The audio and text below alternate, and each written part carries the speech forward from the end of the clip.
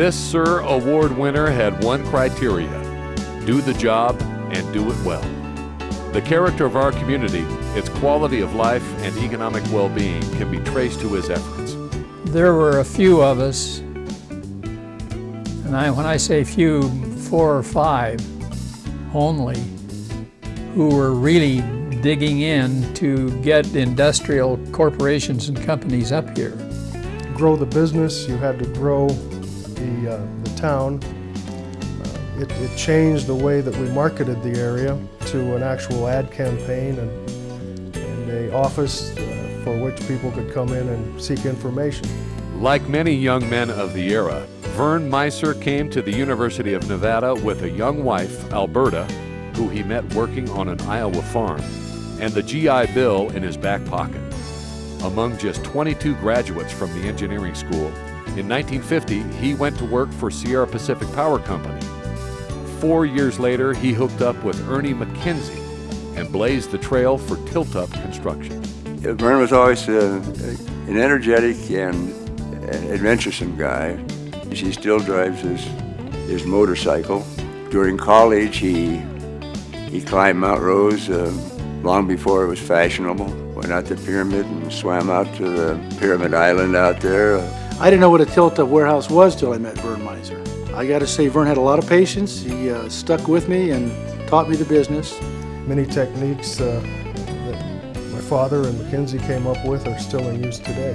Among the many signature buildings that Vern Meiser had a hand in, the most notable might be the Fleischmann Planetarium and Science Center, where he was project manager for McKenzie Construction.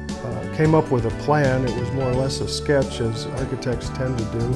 It was little more than a sketch that my father estimated, and when they got the job, McKenzie put him in charge of building the thing.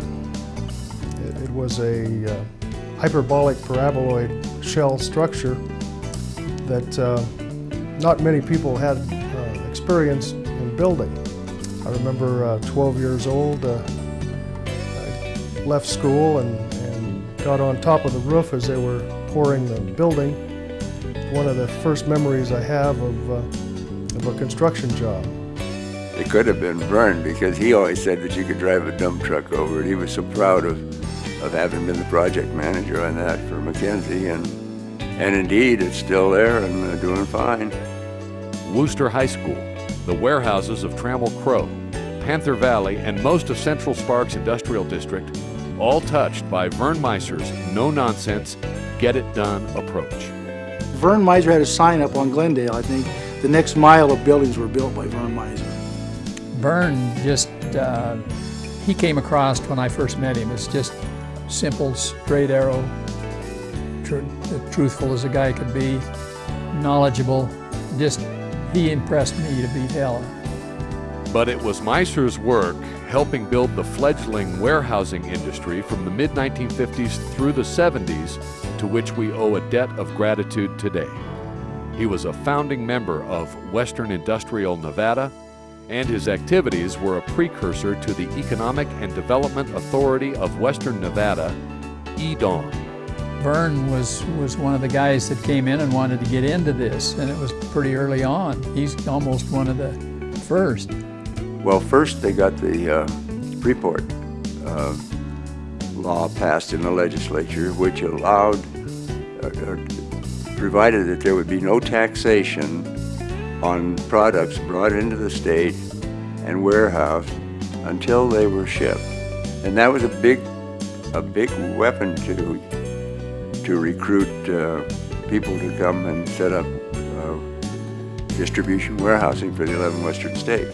These were the men who pushed for Freeport laws, established the Reno-Tahoe Airport as a U.S. Customs port of entry, and fought to maintain Nevada's business-friendly environment. In 1974, he turned his attention to politics, running for state senate. Vern is such a straight arrow and such a good guy that he would like to turn some of his abilities over for the good of the voters, for you and me. He would go in there because he would think he could help and could do something. he had the background to do a good job, where most of those guys don't know their butt from a hot rocket. It's kind of the oxymoron where people run for office and claim they're not a politician. Today, he remains a quiet force, working with his family at Meiser Enterprises, enjoying flying and piloting his motorcycle. He's not one who seeks attention very often.